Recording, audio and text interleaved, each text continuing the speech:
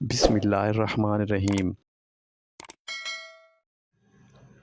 آپ کو ایک معصوم لڑکی پر دکھ بھری کہانی سنانے جا رہا ہوں۔ آج میری زندگی کا بہت اہم انسان آ رہا تھا، وہ انسان جس کے نام سے منسوب ہو کر پچھلے 5 سالوں سے منتظر تھی، وہ انسان جس نے زمانے بھر سے ٹکر لے کر مجھے اپنایا تھا۔ عارف مجھ سے نکاح کرنے کے بعد چند روز اپنی تعلیم مکمل کرنے کی غرض سے بیرون ملک جا بسا تھا۔ آج 5 سال بعد وہ گھر آ رہا تھا۔ میں بہت خوش تھی۔ میری اس ذلت پر زندگی بھری سے جان چھوٹ جائے گی۔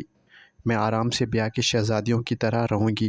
جب اچانک گھر کے دروازے پر دستک ہوئی، میں نے دروازہ کھولا تو حسب توقع سامنے عارف کھڑا تھا۔ میں نے اس کے سامنے سر ہاتھ پر رکھ لیا اور اندر چلی آئی۔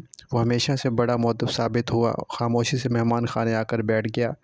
اماں بھی وہاں موجود تھی، لیکن بیماری کی وجہ سے وہ بستر پر رہ گئے تھے۔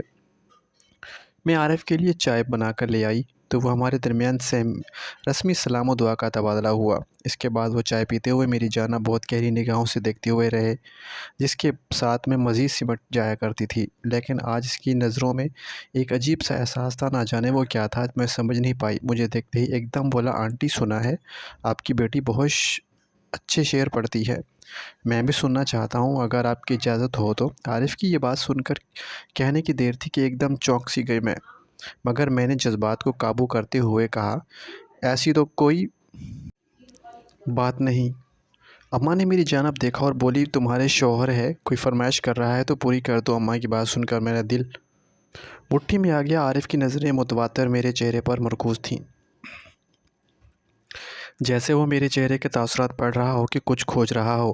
میں نے نگاہیں جھکا لیں، شعر پڑھنے لگی۔ عارف دل ہی دل میں ناچنے لگا، کیونکہ شعر ختم ہونے کے بعد چند منٹ تک وہ گہری سوچ میں مبتلا تھا۔ اماں کے پکڑنے پر ایک دم چونک کر اماں کی جانب دیکھنے لگا اور ساتھ ہی مجھے بہت داد دی، لیکن اس کا داد دینے کا انداز بالکل ایسے تھا جیسے کسی بازاری عورت کے حسن کی تعریف کرتا ہے کوئی۔ اب میں روز اپنی آنکھوں کو خوبصورت میک اپ سے سجا کر صرف سکارف تلے چھپاتی اور اپنے چہرے کو بھی نقاب میں چھپا لیتی، پھر فیس بک پر لوگوں سے ایسی باتیں کرتی جو کسی عزت دار گھرانے کی لڑکی نہیں کرتی۔ شروع میں مجھے بہت جھجک محسوس ہوتی، آہستہ آہستہ یہ میری زندگی کا حصہ بننے لگا۔ پھر میں نے ایک یوٹیوب چینل بھی بنا لیا جس پر میں اپنی ہی لگا لیا کرتی تھی۔ میں لوگوں کو گانے سناتی، کئی نوجوان لڑکوں کے شعر پڑھا کرتی، ہزاروں لوگ مجھے داد دیتے۔ ہر ایک آنکھ اور آواز کا دیوانہ تھا۔ آہستہ آہستہ میری شہرت بڑھنے لگی، میری تعداد ہزاروں میں لاکھوں میں ہو گئی۔ اس مقام تک آنے میں اچھی خاصی محنت کی تھی، لیکن میں یہ بھول گئی تھی کہ آج کل کا انسان جدید ٹیکنالوجی سے متعارف ہو چکا ہے، کہیں کوئی اپنا بھی مجھے پہچان نہ لے۔ کبھی کبھی دل چاہتا تھا کہ سب چھوڑ دوں، مگر میرے پاس کوئی راستہ نہیں تھا۔ آہستہ آہستہ میرے ماں باپ کا اچھا علاج ہونے لگا، میں کسی طور پر سب کچھ چھوڑ نہیں سکتی تھی۔ جن بہنوں کے بھائیوں کی جتنے بھی مر جائیں، وہ ایسی زندگی گزارنے پر مجبور ہو جاتے ہیں۔ دن ہفتوں سالوں میں کئی گزر گئے۔ کئی بار دل میں خیال آیا کہ اگر عارف کو اس سب کے بارے میں معلوم ہوگا تو کیا بنے گا، اور وہ دن آ ہی گیا کہ عارف کے سامنے میرا یہ راز کھل گیا۔ میرا جی چاہتا تھا کہ زمین پھٹے اور میں اس میں غرق ہو جاؤں، لیکن ہم جیسے گناہ گاروں کی زندگی اتنی آسانی سے کہاں تمام ہوتی ہے۔ میرے ساتھ بھی کچھ ایسا ہی ہو رہا تھا۔ کئی دن عارف کے دیے ہوئے پیسوں کے ساتھ کٹ گئے تھے، وہ رقم استعمال نہیں کی جا سکتی تھی، لیکن میرے پاس اور کوئی چارہ نہیں تھا۔ آہستہ آہستہ وہ ختم ہو گئی۔ مجھے پھر سے اس کیمرے سے موبائل کا سہارا لینا پڑا۔ میں روز خود کو ملامت کرتی، لیکن پھر مجبور ہو کر وہی گناہ کر بیٹھتی۔ میں نہیں چاہتی تھی کہ میرا گناہ میرے گلے کا طوق بن جائے۔ ایک روز مجھے گھر کا سامان لینے باہر جانا پڑا۔ میری چادر سوکھنے کے لیے ڈالی ہوئی تھی۔ تمہارے چہرے سے کوئی غرض نہیں ہے، یہ سب کہتے ہوئے میری آنکھوں پر ٹارچ پر لگائے مجھے گھور رہا تھا۔ وہ بالکل پاگل لگ رہا تھا۔ میرے ابا کا انتقال ہو گیا تھا۔ اماں بھاگتی ہوئی میرے کمرے میں آئی اور مجھے بری طرح پیٹنے لگی۔ کہاں چلی گئی تھی تو؟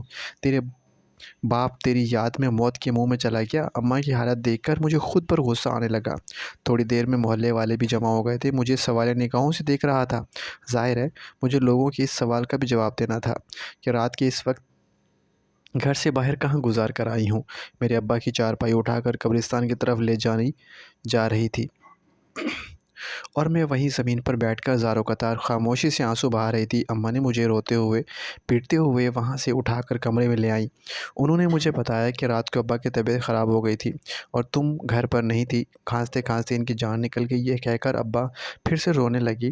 تو کہاں چلی گئی تھی؟ اماں نے مجھے اپنے سینے سے لگا لیا۔ ہم ماں بیٹی پھوٹ پھوٹ کر رونے لگیں۔ ایک ہی ماں بیٹی کے دل کا حال سمجھ سکتی ہے۔ اماں نے مجھ سے کوئی سوال نہیں کیا۔ پھر اماں کی موت کی چند دن گزرے تھے کہ محلے والوں نے ہمیں نکال دیا۔ وہ ایک گھر ہی ہمارا واحد سہارا تھا۔ ہم نے وہ گھر بیچ دیا اور دوسرے گاؤں میں کرائے کے مکان میں رہنے لگے۔ یہ راز آج تک دل میں محفوظ ہے کہ رات کو کیا ہوا تھا۔ میرے بھائی کو میں نے دوبارہ کبھی نہیں دیکھا تھا۔ میں ہر وقت اپنے اللہ سے معافی مانگتی ہوں کہ میرے گناہوں کو معاف کر دے۔ میں نے نئے محلے میں اپنی جان پہچان بنا لی۔ میں کیسے بھول سکتی تھی کہ بے شک ساری دنیا ہمیں چھوڑ جائے لیکن اللہ کبھی نہیں چھوڑتا۔ اب میں نے اپنے رب کا سہارا لیا ہے۔ مجھے محلے کے بچوں کو قرآن پڑھاتی ہوں اور باقی وقت اپنے گھر کے کاموں اور اماں کی خدمت میں گزارتی ہوں۔ شاید اللہ نے مجھے معاف کر دیا تو محلے والے لوگ ہماری عزت کرتے ہیں۔ لیکن ایک بات آپ سب سے پوچھنا چاہتی ہوں کہ کیا مجھے اس رات کا راز اپنی ماں کو یا پھر زندگی اسی طرح خاموشی سے چلتی رہے جیسے کچھ سالوں سے چل رہی ہے؟